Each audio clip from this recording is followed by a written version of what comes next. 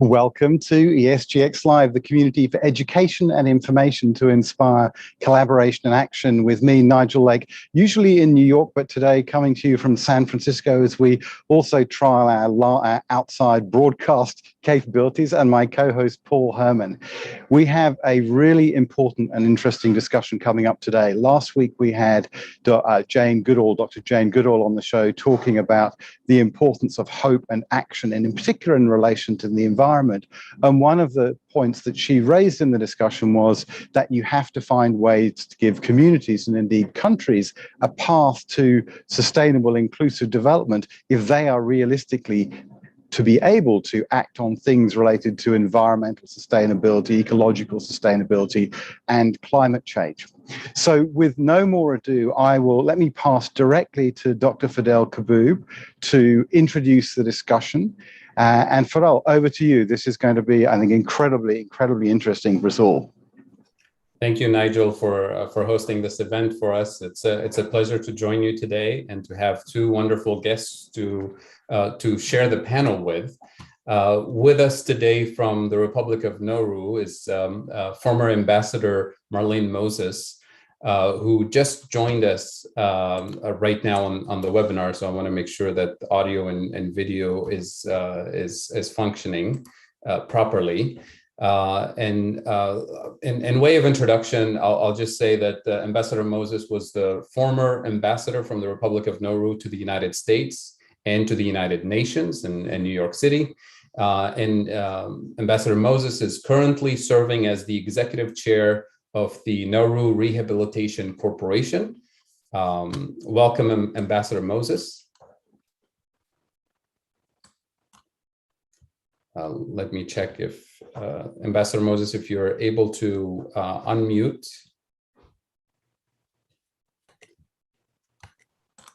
Good morning. Good morning. Good morning from Nauru. Wonderful. With us also is Dr. Stephanie Kelton, who's a professor of economics and public policy and the author of the best-selling book, The Deficit Myth, highly recommended, and we'll be discussing bits and pieces of it today in our discussion. In the interest of time, we'll go directly to Ambassador Moses because it seems that there's an urgent situation that Ambassador Moses may have to attend to in a little bit. So Ambassador Moses, if you don't mind, we can open the discussion with your opening remarks first, and then Dr. Kelton and myself will follow up. And if you're able to stay with us for the full hour, would love to have you, but we completely understand that you have some urgent business to attend to. So without any further ado, please, the floor is yours. Thank you very much. And I do apologize in advance as I have a meeting with my minister. But thank you, Professor, and good morning from the Republic of Nauru, and thank you for inviting me to this event. I appreciate the opportunity to speak on today's topic because it touches on my previous role as Nauru's ambassador to the United Nations, as well as my current position leading a major redevelopment of our island to migrate our people from vulnerable coastal areas to higher ground. We talk a lot about the way the extractive economy harms the global south. In many ways, Nauru is the poster child for this development model. For much of the 20th century, my country was mined for phosphate by the British Phosphate Commission. Nauru was eventually able to purchase control over mining operations, and for a couple short decades, we enjoyed a very high standard of living from the royalties. But production inevitably declined, as did our revenue. It also rendered almost 80% of our island uninhabitable. One of our other significant sources of revenue comes from the licenses to fish tuna under the parties to the Nauru Agreement. The PNA, as it's called, which has 8 Pacific Island member states, is considered one of the best managed fisheries in the world. But we are under constant pressure to lower fees and sustainability standards by distant water fishing nations. The new economic horizon currently on the table in Nauru is deep sea mining, in cooperation with the Canadian company, which has riled environmentalists. Of course, many may have heard of my country due to the presence of Australia's Regional Processing Centre for Asylum Seekers. While not an extractive industry per se, the processing centre did extract a significant portion of our high-skilled labour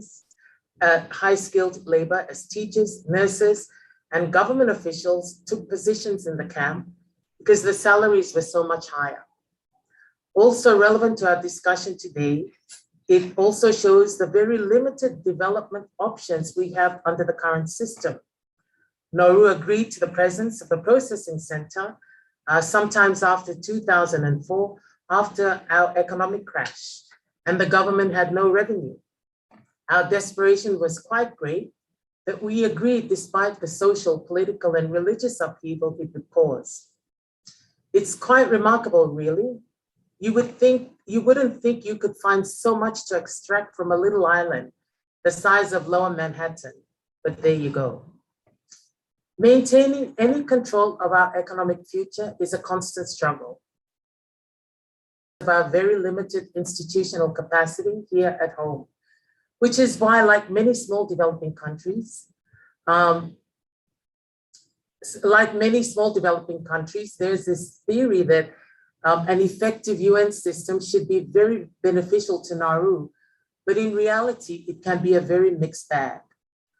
While at the UN, first as chair of the Pacific Small Island Developing States, PSIDS, and then as chair of the Alliance of Small Island States, AOSIS, my mission fought very hard to make the UN more responsive to the needs of developing countries. Our list of grievances was long, but they ultimately distilled down to the lack of financial resources for our basic development needs, like basic infrastructure and essential government services. The sum total available through various funds has always been grossly inadequate, especially when considering our needs in the context of climate change impacts. But for small countries like Nauru, even accessing more modest sums often entailed jumping through so many hoops, projects never got done. Just the process of drafting a proposal for the most basic building renovations can require hiring expensive consultants and take years to be approved. In many cases, we simply do not have the statistics and data to meet proposal requirements, and the UN doesn't provide so much help to small countries in this area. Some institutions like the Green Climate Fund are developing new modalities that are intended to accelerate the release of development funds and delegate more decision-making and approval authority to a national entity, but qualifying for those arrangements take time. I suppose my country is quite fortunate to have received GCF funding for renovations to our marine port, because many others are still waiting for their first project. We have also success working bilaterally with countries to understand our circumstances and capacity limitations. For example, the government of Italy set up a fund for Pacific Islands that has a very streamlined process for submitting and approving climate change projects. The fund is governed by a board that actually includes the UN ambassadors of the Pacific Islands. And while the grants are modest, the impacts are clearly visible. The Italian fund paid for home water storage tanks in Nauru, which significantly increased our water security. Other institutions have been slower to adapt to the needs of this current moment in history. For example, our food security assessment by FAO has been delayed repeatedly, and the interventions considered fail. Despite our requests, they have not considered our food system in relation to the broader macroeconomic or national security context. For this, we have turned to the Global Institute for Sustainable Prosperity for Health.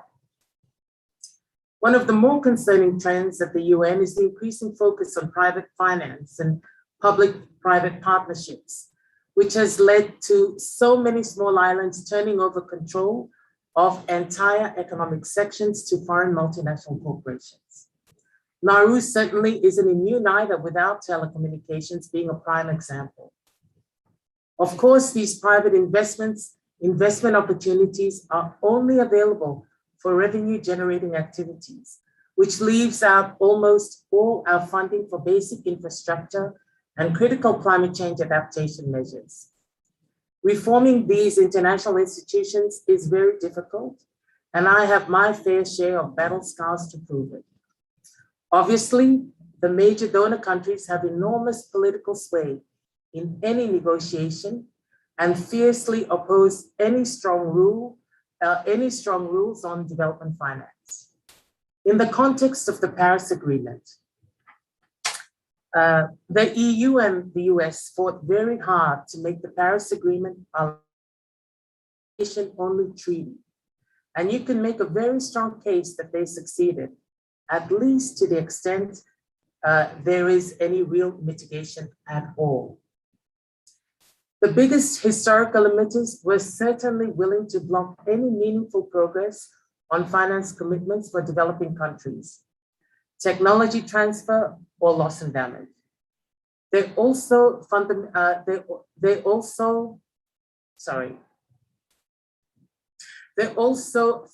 many developing country delegations to take their position and divide the G77 and China, which is the major negotiating bloc for 120 developing countries. Some of the fiercest battles over the relative importance of finance in the negotiations took place within AOSIS, with some of our most senior negotiators counseling that we take a softer stance on finance. When my country took the chairmanship in 2012, we proposed that the new agreement should be framed as an emergency mobilization akin to a global public work program or climate Marshall Plan. The proposal was killed in our own group. The countries at risk of disappearing from sea level rise because it was too extreme. For those of us unwilling to back down, our development partners are not afraid to make calls to our superiors back home, and many will be asked to stand down or be removed from their position.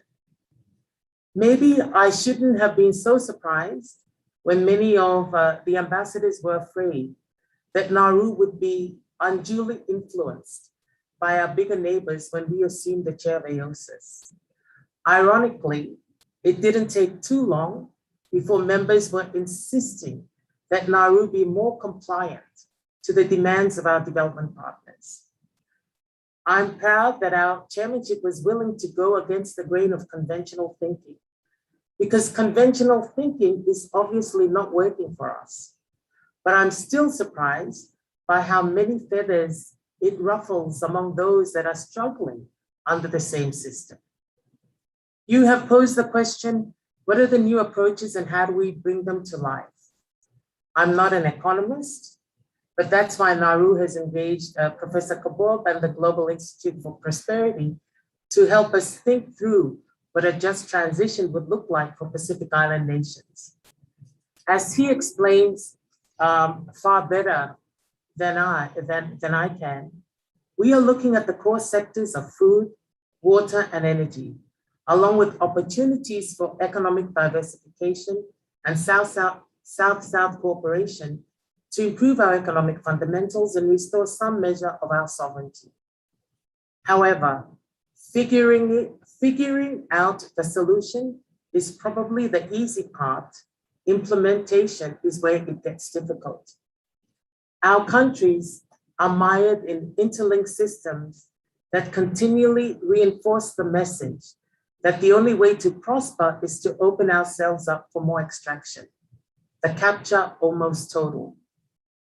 Much of our senior leadership throughout the Pacific have done stints at an international financial institution or were trained at university in conventional economic thinking. There's a huge need for building the capacity of individuals and institutions so that we can understand the disadvantageous position in which we have been placed and start plotting our way out. I remember having lunch with some of our brightest students at the University of the South Pacific, while at a climate change roundtable in Fiji. I asked them what they thought our greatest challenges were as a nation. They said that our problem is that we are too lazy and not innovative enough. It broke my heart. Our youth are trained at university to believe that they are failing the system rather than to recognize the ways that the system is failing us.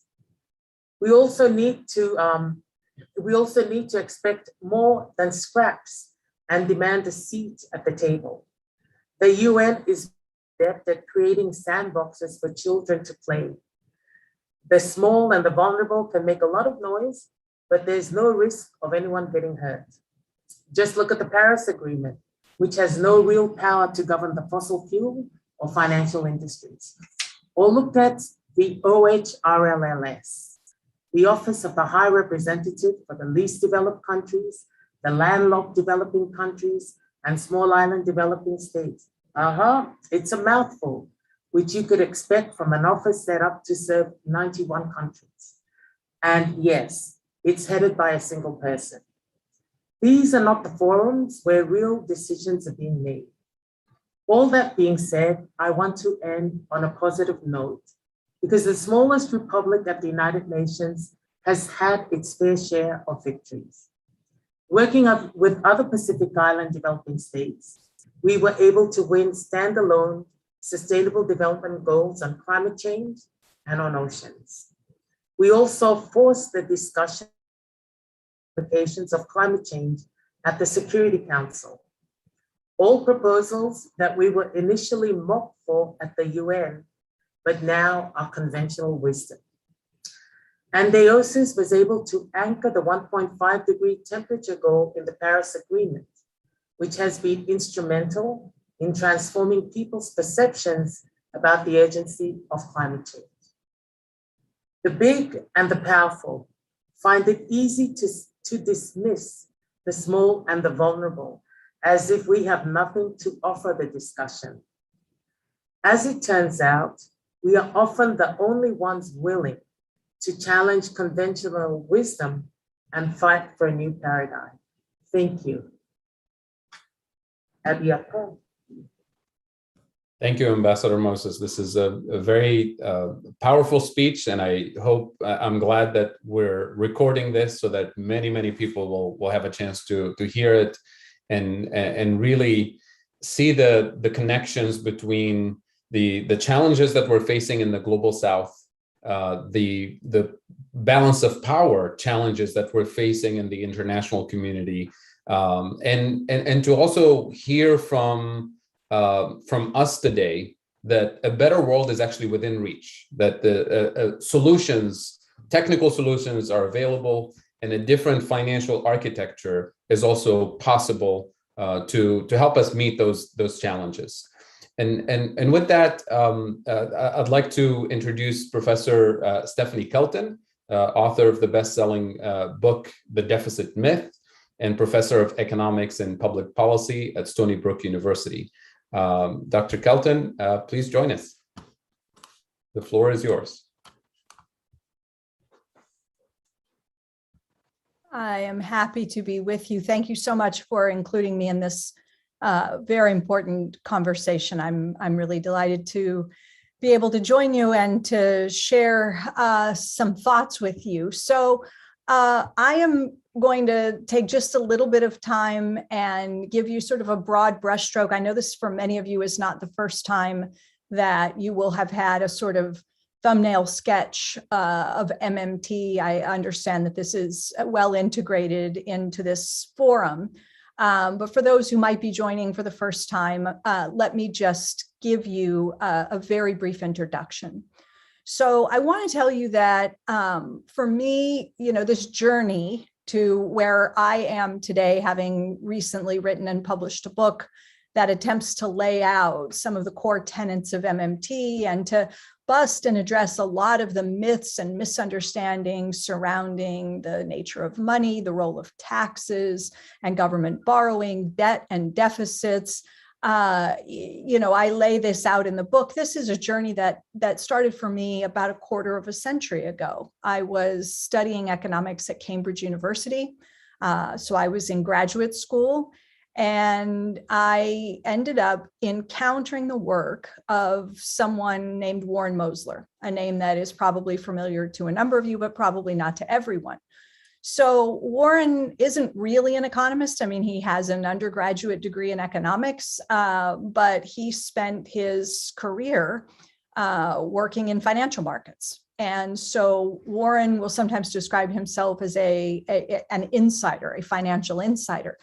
And I think it's that experience that allowed him to see the kinds of things that most of the people, frankly, in my profession were simply missing. They did not have the understanding at the operational level, sort of the mechanics of how financial markets work, and that Warren had. And so he, I think, just could see things more clearly. So what he did was he wrote up his ideas first in a little book or a little pamphlet that he called Soft Currency Economics. Now, what the heck is that? Soft currency, what is that? Well, he intended it to be sort of the opposite of, I guess, a hard currency. So a soft currency, not like a gold standard, not a fixed exchange rate system, but a floating fiat currency, which post 1971 in the post Bretton Woods era, most of the world's countries had floated their currencies. And so Warren's thinking went basically that the monetary system, international monetary system, and the monetary systems that were in place across much of the world had fundamentally changed, and yet the discourse hadn't kept up. It hadn't evolved with the change, and that most of the dialogue, the debates, the economic models and theories were in some sense still written for and being taught to students like me while I was at Cambridge, as if we were still operating under the old system with a hard currency, with a gold standard sort of way of thinking. And Warren thought that that was wrong. And he followed up the little book, Soft Currency Economics, with this book, which was Warren's attempt to do more or less what I did in my book, which is to do some myth busting, to correct the thinking. This book is called it's a mouthful, The 7 Deadly Innocent Frauds of Economic Policy. And I think he makes this available. I think there's a PDF that you can find and access for free online. So if you're interested. And so Warren laid these ideas out. And I can tell you that when I first encountered them, I thought that Warren was completely wrong. I mean, why wouldn't I, right? I'm studying at one of the premier universities in the world. I'm being taught something that is essentially counter to basically everything that Warren was saying in his first little book and later here. And I mean, I have the benefit of being trained by some of the top economists in the world, and they were saying the opposite of what Warren was arguing. So why would I believe Warren? And yet there was something about the way Warren presented his arguments. And I think in some ways it resonated with me because I had a background as an undergraduate in finance and accounting.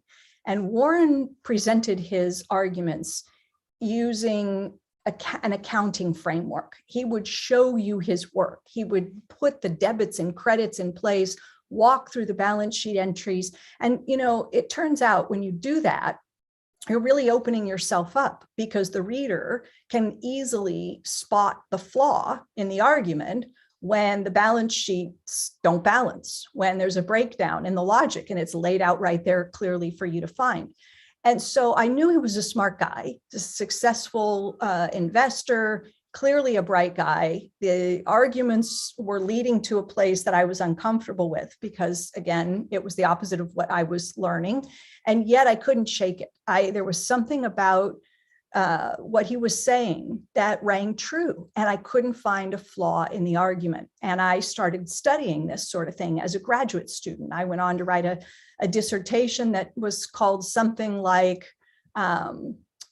Understanding Government Finance Under Different Monetary Regimes or something along those lines. And basically what I did was arrive at a place where I was comfortable with Warren's arguments because I worked them through for myself. And I did it in part by getting on the phone and reading, talking to people at Treasury and at the Fed and reading, sort of operations manuals, how does it all work? And figuring this stuff out and putting it to the test and stress testing Warren's arguments, I guess. And I managed to convince myself that Warren had it right and that most of my profession had it backwards. And that was, I can tell you, very jarring initially for me. But I think it's more important to try to get things right than to fit in with the, conventional wisdom. And that comes sometimes at great cost, right? You definitely put yourself out there as maybe a heretic or as someone who's not orthodox in their thinking, and that can lead other people to not want to take you as seriously. But I think what's happened with us over the last now quarter century or so that we've been at this is that our credibility has only been enhanced. And a big part of the reason that so many are now taking MMT and the insights seriously is because we have amassed a track record over the last 25 years or so of getting, I think, so many of the big things right while watching more conventional approaches to economics really just miss the mark widely, whether it comes to, the introduction of the euro, the importance of retaining a sovereign currency, of being a monetary sovereign, and the consequences of abandoning monetary sovereignty. These 11 countries initially that gave up their currencies and decided to use the euro starting in January of 1999. Warren Mosler and a number of other MMT economists were very quick to weigh in on this, even before the currency was officially introduced. I was writing about it when I was doing my PhD dissertation, and other MMT economists were publicly warning that this was the kind of a thing, this move to give up sovereign currencies and adopt a common currency without a full fiscal union, was the kind of thing that would leave countries vulnerable in the wake of an economic downturn, unable to act with sufficient force using fiscal policy, that they would be borrowing in what was effectively a foreign currency, opening them up to debt crises. I mean, these are the kinds of things we were saying. And people, by and large, thought that, we must be crazy. This was just about market efficiencies after all, right? These countries were doing a large volume of trade with one another. So what's the harm in giving up a sovereign currency in favor of a common currency? It just makes the whole thing more efficient to operate with one currency. And so we were not alone, but it was pretty lonely to be taking the positions that we took back in the later part of the 1990s. And of course, it turned out to be correct. And then again, with the Great Recession, with quantitative easing, we took views that were very different. Reinhardt and Rogoff famously published paper warning of debt crises and tipping points when debt to GDP ratios reach 90%, scaring the hell out of governments around the world and causing a number of governments to pivot to austerity, including, I would argue, here in the US after the financial crisis. We had a very premature pivot to fiscal restraint after passing one somewhat significant piece of legislation to support the economy after the Great Recession started. And then everyone got cold feet because we're looking across the pond at what was happening in Greece and Spain and Portugal and Ireland and Italy and so forth, saying this could be us.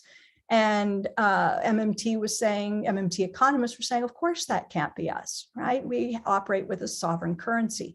So, we understood this from a very early stage. It was always important to us to think about policy space, to think about how much capacity, right, a nation has to operate and orient its economic policy to the maximum interest and benefit of its people.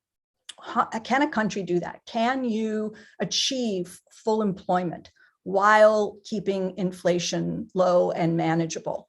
And how can you do that? And, for decades now, we have relied around the world, countries have relied on central banks to essentially take the economic steering wheel and bear most, if not all, of the responsibility for steering the economy. And MMT has always seen flaws and problems with that approach. Too much of a burden has been placed on central banks the world over. We favored, at a minimum, a better policy mix, but certainly much more reliance on fiscal policy to deliver on the full employment and price stability objectives. And so I'll just kind of close by saying, for us, it was always important to look at a country and assess that country's capacity on an individual basis, right? Because monetary sovereignty is not a black or white on and off switch. You don't either have it or not have it. You have policy space. Some countries have more policy space, some have less. Some countries have a whole lot more than they recognize, and therefore then they take advantage of. And that's harmful. It's harmful in terms of the suffering and the economic costs and the social costs and the environmental costs that are borne by populations, because countries believe and operate as if they are constrained in that sort of old fixed exchange rate gold standard framework. And they think they don't have the policy space to act. They've been told that financial markets could quickly turn against them if their debt ratios reach a certain level, that they've got to borrow from private savers in order to finance spending, and that the bigger the deficit gets, the more intensive the borrowing becomes, and that drives up interest rates and leads to crowding out of private investment and slower growth and all that stuff over time. And that has caused governments to hold back, right? To be, to restrain policy in ways that is detrimental, okay? So we look, and you heard this, I think, in the opening video, and I'm just gonna close by saying, think of a spectrum, right? Where countries that have what we could imagine to be a high degree of monetary sovereignty, countries like the US, but certainly not just the US, countries like Japan and the UK, Australia, Canada, New Zealand, China, many countries have a lot of policy space. Their monetary systems are set up to allow that, right? They have a floating exchange rate, issue a fiat currency, avoid borrowing in foreign currencies. And I know Fadl will talk more about other kinds of things that give rise to a greater degree of fiscal space, of policy space, things like food sovereignty, energy sovereignty, and so forth. But as you change your monetary system and make it more restrictive, as you peg a currency or move to a hard fixed exchange rate or outright adopt another country's currency, you are sacrificing policy space. You're sacrificing the monetary sovereignty, and with it, a lot of the capacity to make those investments in your economy that are life enhancing. And so I feel like I've gone on perhaps too long, so I'm going to pause, and I know there will be time for discussion. Thank you, Stephanie. This was very helpful. So I'm gonna build on this and connect to some of the challenges that Ambassador Moses mentioned in her opening remarks.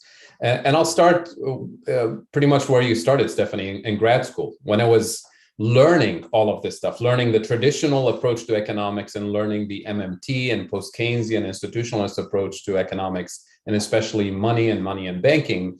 As somebody who grew up in a developing country in Tunisia and in the global South, my immediate attention was to, how do we take these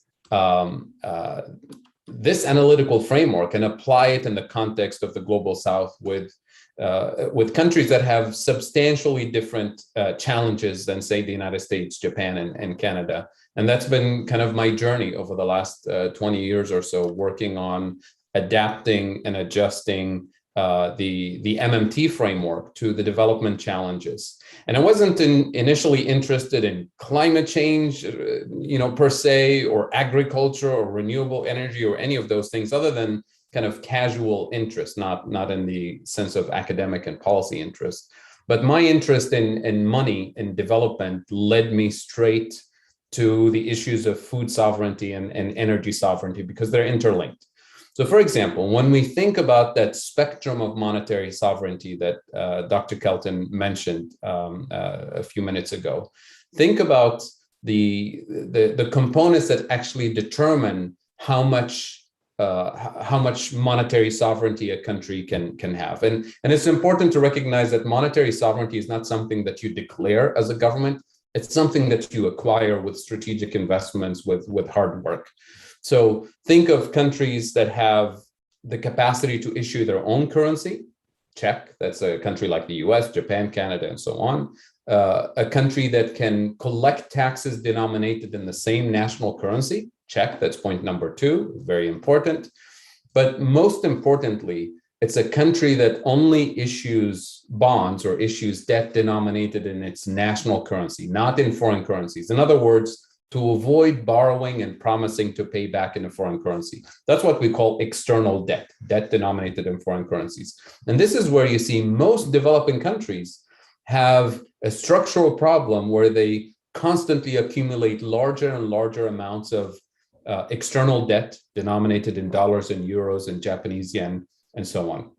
So when I started looking at this, I'm wondering, what is the thing that forces a country to borrow in foreign currencies? And when you start digging deeper into the challenges, you recognize that there are structural trade deficits for most developing countries, which are driven by 3 major components. Number 1, developing countries in general rely heavily on food imports because they don't have food security, they don't have food sovereignty.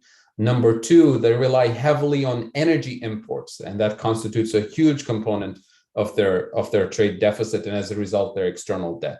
And this is, by the way, true even for countries who are big exporters of oil and fossil fuels. Why? Because they export crude oil and then they import the refined petrochemicals like gasoline and kerosene and other petrochemicals that they need for economic development. Because you can't consume crude oil is useless. You have to export it to a country that has the refining capacity, which will then allow you to import gasoline and kerosene. So you're essentially exporting the low value added content material, crude oil, and you're importing the higher value added content petrochemicals like gasoline and kerosene and so on. So that's the second structural weakness. Then the third one is an industrialization structural weakness, whereby developing countries over time tended to specialize in assembly line type of manufacturing. In other words, low value added content of manufacturing, which means you have to import the capital, the technology, the equipment, the intermediate goods, the components,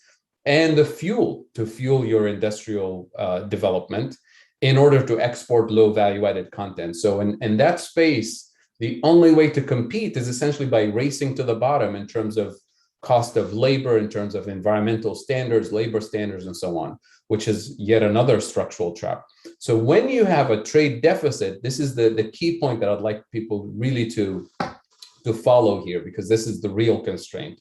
When you have a structural trade deficit year after year, it forces the value of your currency downwards relative to the dollar, relative to the euro. So when your currency is weaker, when your currency depreciates relative to major currencies, everything you import the next morning becomes more expensive. So you're literally importing inflation, and it's extremely sensitive because you're talking about food price inflation and fuel price inflation.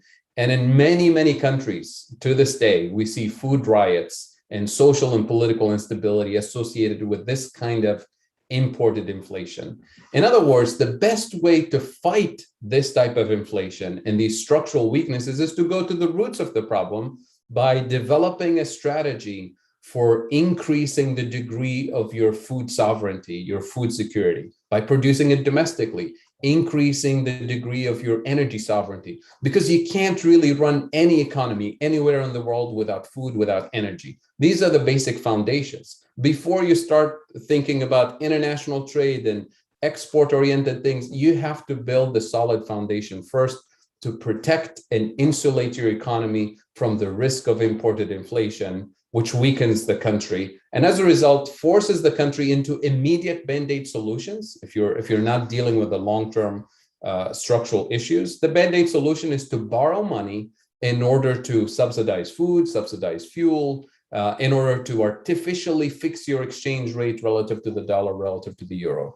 And this has been the trap that most developing countries has struggled with for decades. But then the mainstream solutions to these traps, to me, are actually mechanisms that further enforce those traps. And I'll list them quickly so that we understand what I'm talking about. Many mainstream economists and development agencies tell you, in order to get out of this poverty trap, you need to generate more export revenue. So export faster, bring foreign direct investment to fuel more exports. Well, the problem is, in order to export, you have to import the intermediate goods, the capital, you have to import the high value-added content and export the low value-added content. You have to import even more fuel to industrialize your economy. So you're constantly weakening your economy as a result, because you're not really moving up the ladder, so to speak, to produce high value-added content. They tell you rely on tourism, bring millions of tourists, they'll bring you dollars and euros, and that will allow you to pay for your food imports and your debt and so on. The problem is, when you bring millions of tourists, you have to feed them, so you add more food imports, and you have to transport them, heat and cool the hotels, so you end up further importing even more fossil fuels and more food, so you're structurally, again, in that trap. So all of these traditional policy solutions, whether it's free trade driven or tourism driven or export led, all of these have reinforced those traps and have accumulated further and further external debt. And as a result, weakened the economic, monetary sovereignty of those countries. And as a result, it also weakens your political sovereignty in the international community. In other words, you can't really walk away from a negotiation table as a small developing country if it means the next day your people will not have food or fuel, and you're going to have social and political instability. But if you do have food security, energy security, and resilience to these external shocks, then you can be more selective in terms of your international agreements. You can set your own terms, and you can walk away from a negotiation table. And what I've been trying to articulate for a number of years now, that it's even easier to do it when you have a block of developing countries thinking in terms of resilience-focused economic development, as opposed to the traditional model of extractive economic development and debt-driven economic development. And this becomes, and I'll close with this becomes extremely important given the climate challenges that we're facing today, because the climate challenge is not just a technological or a technical challenge. We have lots of technology, but the problem to some extent is changing the economic engine that produces the pollution, that produces the extractive, that reinforces these extractive mechanisms. And it means rethinking how we finance the transition from the old engine of economic development to a new engine of economic development, how to do it in a just way. Because when you think of who's been responsible for most CO2 emissions since the Industrial Revolution, it's clearly the global north. It's not the global south, it's not developing countries. But who's on the front lines of climate change? It's the global south primarily. When it comes to which countries have the largest fiscal capacity, the highest degree of monetary sovereignty, it's the global north. When it comes to which countries have access to technology that is transformational, and when it comes to the impact on climate change, it's again the global north. So we have a collective responsibility to redesign the global financial architecture, redesign the economic engines that we've been using globally in order to accelerate the transition to a green and resilient economy, not just in the global south, but also in the global north. And with that, I'd like to open it up for questions and comments, and I'd like to hear also from Ambassador Moses and Dr. Kelton if they have any follow-up comments here. Nigel, would you like to lead us into the Q&A?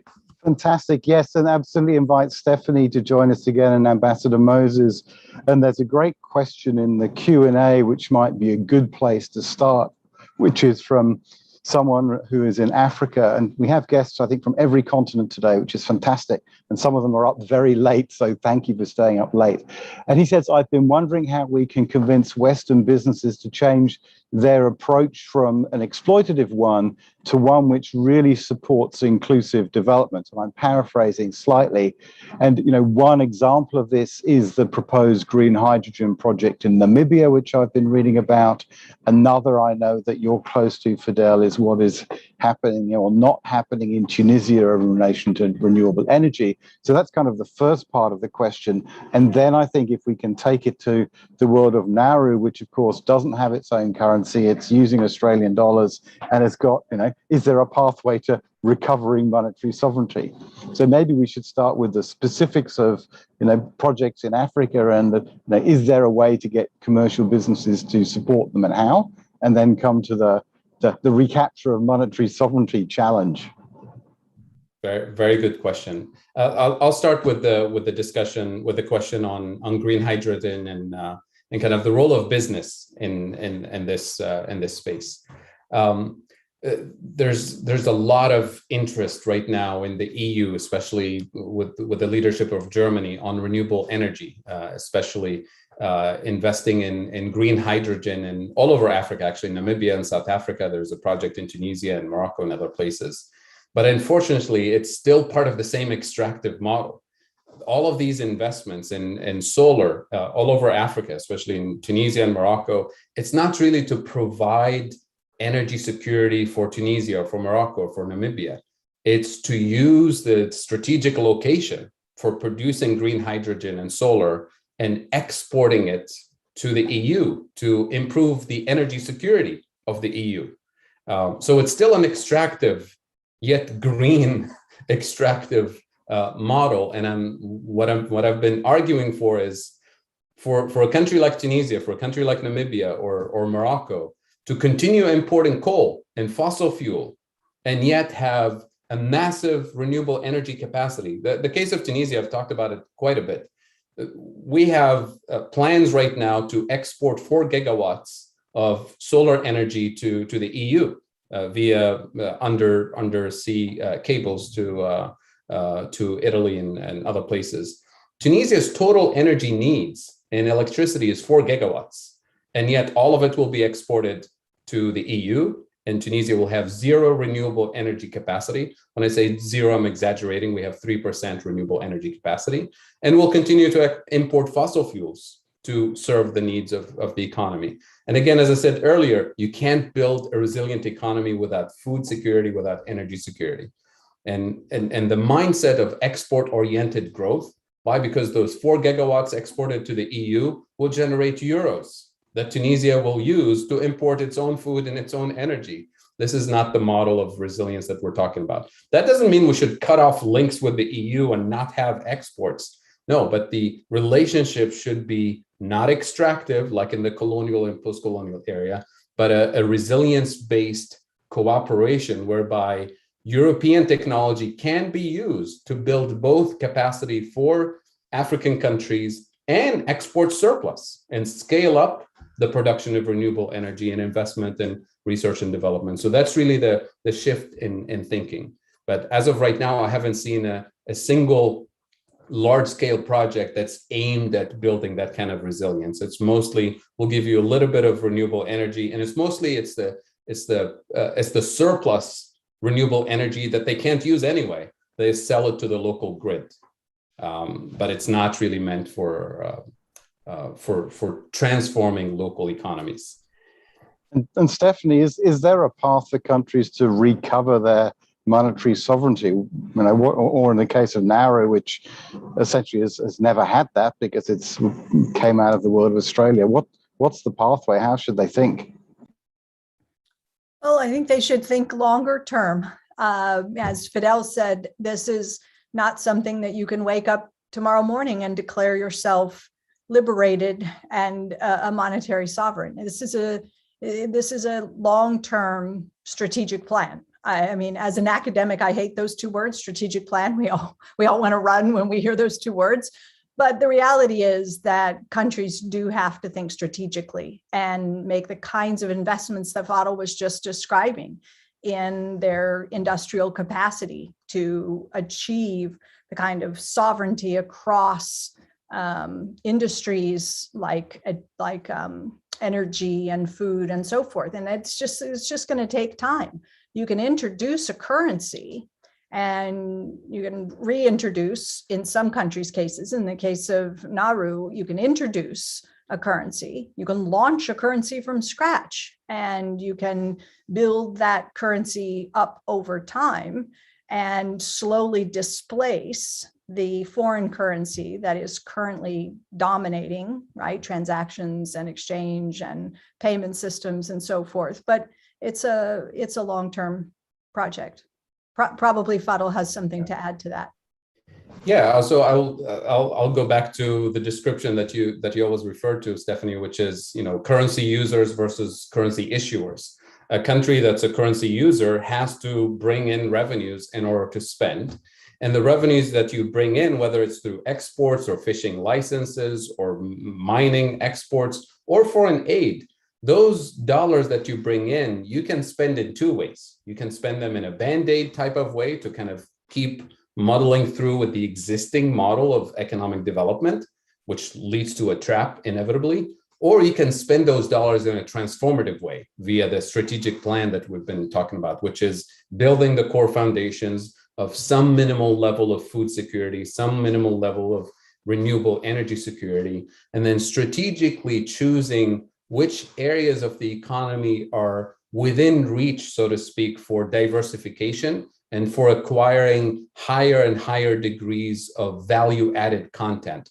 For example, issuing fishing licenses means that some other, fishing vessels from other countries have the right to exploit your territory for producing fish, and you just get a cut, essentially. Now, once you build a certain level of food security and energy security, you can start negotiating those fishing licenses on new terms for strategic cooperation. Whereas when you don't have the minimum level of food security, you can't really bargain on anything, right? Because you say, take it or leave it. This is the deal.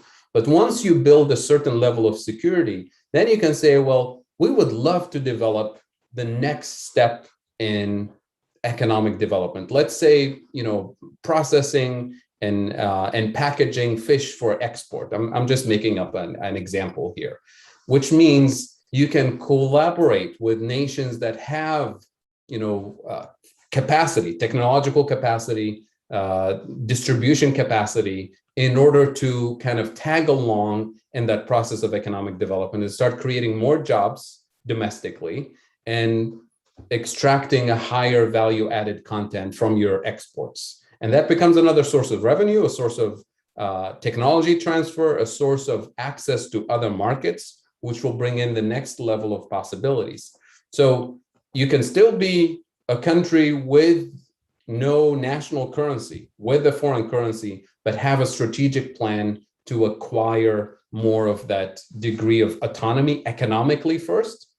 And then once you realize you do actually have the capacity to run your own monetary system without falling into an external debt trap, then you can use your own national currency and you can manage your exchange rate in a way that doesn't generate that inflation imported via food imports and energy imports that most developing countries fall into typically. So that's really the way to think about acquiring higher degrees of economic and monetary sovereignty. That's fascinating, Fadl. And there's a couple of great questions in the chat I was going to pick up. Just before we get there, I think one comment I wanted to make was we have an environment now where there's almost no economies of scale in the things we're trying to do, in that you can have very small scale solar and it's cost effective. You can have very small scale sustainable agriculture and it's cost effective. So things which were once unthinkable can be implemented quite practically in small communities, and Nauru is an example where the population is something like 50,000 people, if I have the number right. So I think that's 12,000, okay, which is smaller than the village I grew up in England, so tiny. And the questions I was going to draw out were, it's a couple of interrelated things here. And one Ambassador Moses talked about earlier on, should developing countries try to establish alternate trade blocks, effectively South-South trade, to escape the impositions that are coming from the developed world more in the North and West? And maybe a related point to this from Jessica Margolin is, how does cryptocurrency fill in with this, or digital currencies? Is there something we should be thinking about in that regard? Are there ways, for example, that value could be provided into some form of digital currency that's made available to the people of the nation, that then puts the financial external aid into the hands of individuals? I mean, I'm fascinated in your thoughts around some of those issues. It looks like Ambassador Moses has to excuse herself. Thank you, Ambassador Moses, for joining us, and good luck with your next meeting and the meeting that you have to attend to. Thank you very much, Professor. Thank you so much. See you later. Thank you. Nigel, I'm happy to address the South-South strategic partnerships. And if I may start with a simple metaphor, because the dominant narrative in international trade is that trade is good, trade is healthy, competition is healthy for everyone. Just like in sports, competition is good for you. Except in sports, in boxing, for example, we would never allow a heavyweight boxing champion in the ring with a lightweight boxing champion. It's illegal, it's ugly, nobody wants to watch it, and we wouldn't call it healthy or good. And yet we allow that in international trade. We allow a heavyweight industrial powerhouse to destroy a lightweight, small developing country's industries.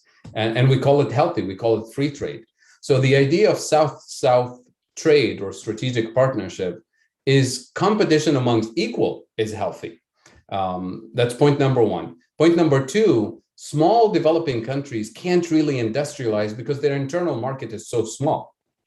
Even for countries with 10, 15 million consumers, you can't really hit the economies of scale that you need for industrialization. So you always need access to larger markets. So a global South trading bloc allows you access to larger markets. It also allows you to leverage complementary capabilities and resources within the trading bloc, so that you're not limited with resources or technical capabilities. And it gives you the larger market so that you can hit those economies of scale.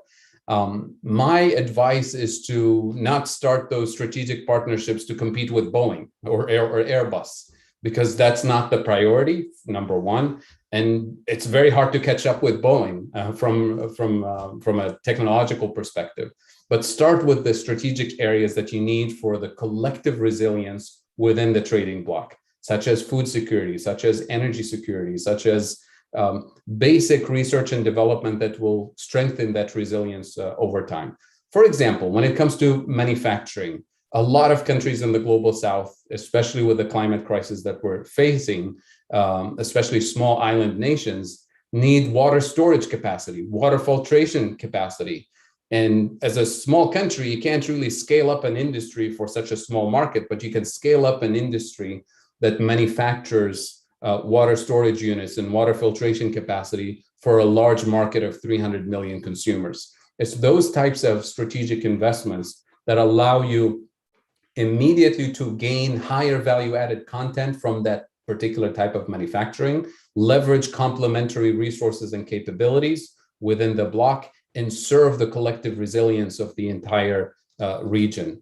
In the case of even food exports, we have a lot of developing countries who dedicate the most precious water resources and the most fertile land they have to produce crops purely for exports to serve, say, the European or the American market, like exporting strawberries, for example, which is not an important food security item for a country like Tunisia or Morocco, for example, but it's an export that brings a lot of dollars and euros to allow those countries to pay their external debt. Yeah. Here, what we're talking about. I'm going to jump in here, Fadel, because I know we're almost out of time here.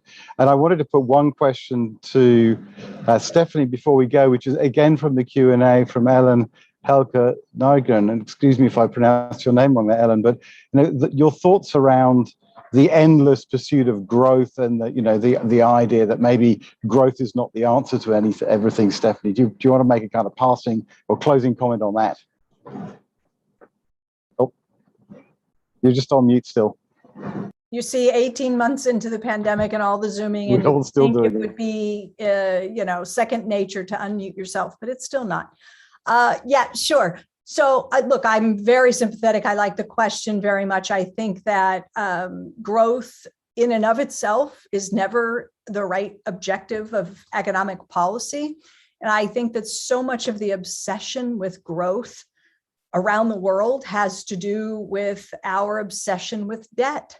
I mean, if you think about this, governments becoming obsessed with debt to GDP ratios and buying into this idea that, in fact, growth is the escape route to a debt crisis. If your debt to GDP ratio is elevated, the solution very often, the perceived solution is to just grow the economy so that the denominator in the equation massively increases, shrinking the ratio, and that is how many governments think they are going to keep the debt sustainable, escape a debt crisis, and so forth. And so I think there is a way in which MMT is very important here in resetting our understanding of government debt and finance. And, first, I think it's important, and I don't think it's come up yet, but governments that issue their own currency never have to borrow it from anyone, right? Even the decision to sell government bonds is a choice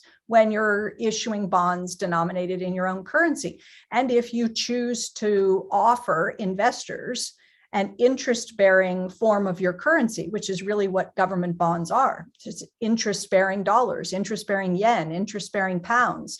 You can also set the interest rate that you are willing to pay on any bonds that you choose to offer.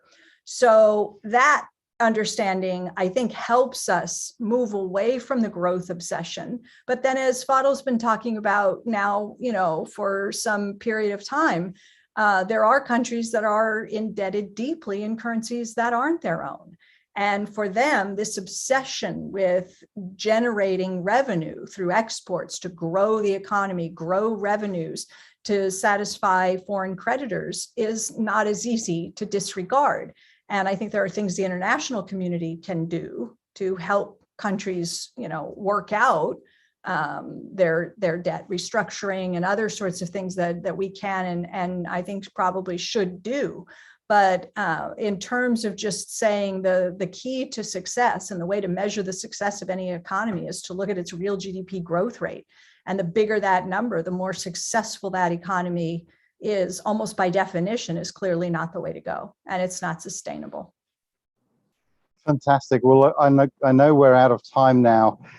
That I think this has been a really important discussion. For anyone who hasn't read Stephanie's book, please buy it and read it. And it will really make you sit down and think hard. Watch the space regarding the work that Fadel is doing with Ambassador Moses regarding Nauru. It is a fascinating case in point as to how these challenges can be addressed. The whole point about thinking long term is close to my heart. My first book was all about the long term, so always I'm going to support that argument. And I guess the other point I was going to draw out, which is this obsession we see, exactly as Stephanie has said, around countries being obsessed with GDP growth. We see the same in the private sector, companies pursuing turnover growth, ignoring whether it's profitable, let alone how much capital is associated with that. And that may seem crazy that companies could chase something which looks like it's lots of revenue and terrible return on capital, but we see it all the time, and it's just extraordinary. And there clearly is a better way. So, Stephanie, thank you so much. Fadel, Ambassador Moses, it's been a wonderful discussion. There will be a recording of this, everyone who wants to watch it again. And look out for our upcoming episodes, which is in a couple of weeks' time. We have a preview of COP26 with the title Cops and Robbers. And then the week after that, we have 60 Minutes to Save the World, which is looking at how we can all take action in a small amount of time each week, really to drive practical change by action by our political representatives, and indeed things we can do ourselves. And this is going to have a real live demonstration of how to do it in the middle of the episode for a bit of extra fun. So thank you for joining us, and look forward to seeing you all again soon.